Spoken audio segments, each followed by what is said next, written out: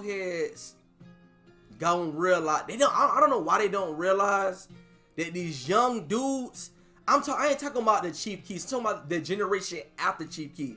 Chief Keef was like the generation of showing y'all like you could really get rich off this internet shit. You could really get rich without a label and things like that. Where he ended up getting, I think he ended up signing the Interscope or somebody like that for a lot of money. But it was proof that the generation beyond like the T.I.s, the Jeezys, you know what I'm saying? That generation don't care. Period.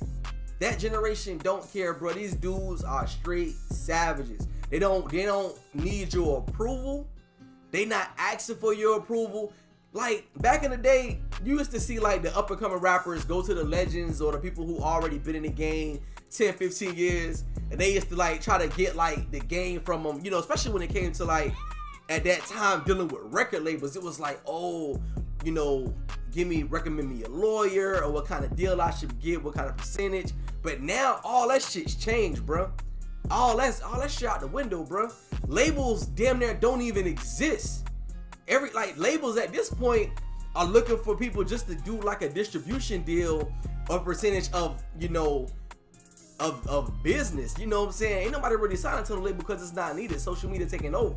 You know what I'm saying? You gotta look at a person like Soulja Boy, who pretty much was the first one who had a hit that, forget being broke on the radio, it was broke on the internet, of this dude using the internet, uploading to MySpace, sharing it, learning YouTube at a real young age. And 15, 20 years later, this dude is still relevant as people able, I won't say like lyrically. I mean, he got a fan base shit. He got to be making shows somewhere.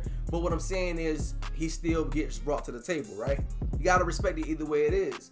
But it's like with T.I. in the situation with Kodak, it's like Kodak said it straight up in the song. And it ain't even the Kodak flow I like in the song.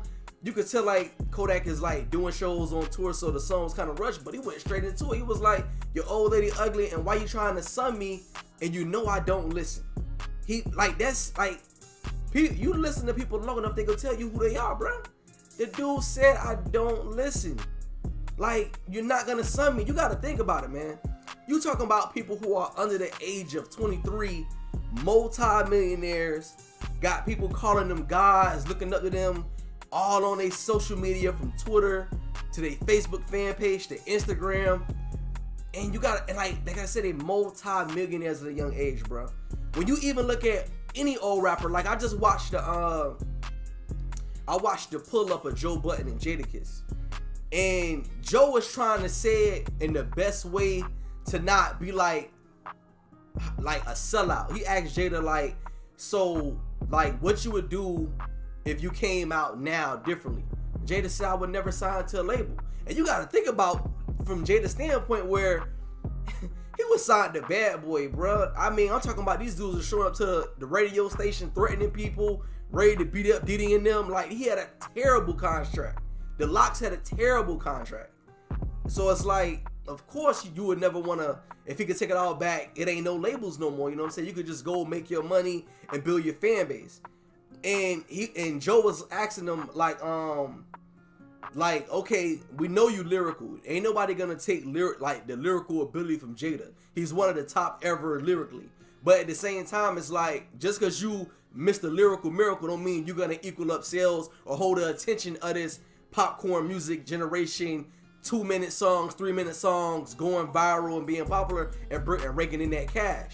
So Joe was like, what are you doing to bring in that crowd? And Jada said it straight up. He was like, this album is like dedicated to my dog, but I'm gonna throw like 1 or 2 tracks out there to appeal to that crowd. And you have to. You got to, bro. Because at the end of the day, everybody know who the legends are, but they don't mean that, like I said, bro, I say it every time, there's no gatekeepers no more. You don't have to go through, you ain't gotta find, like, niggas ain't even signing to the legends. Name a major artist that's under T.I., Snoop Dogg. A major artist that's under J. Cole, Wale. Name a major artist that is straight up under Ross.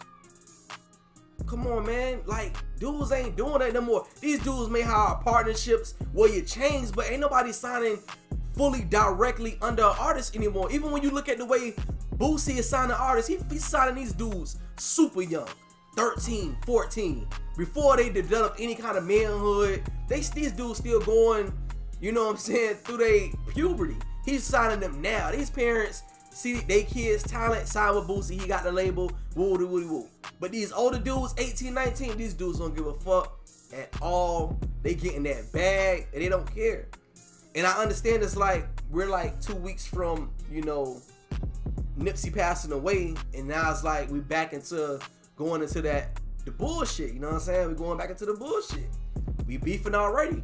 But it's different now because the age gap is so different between what T.I. and Kodak is. Like, T.I.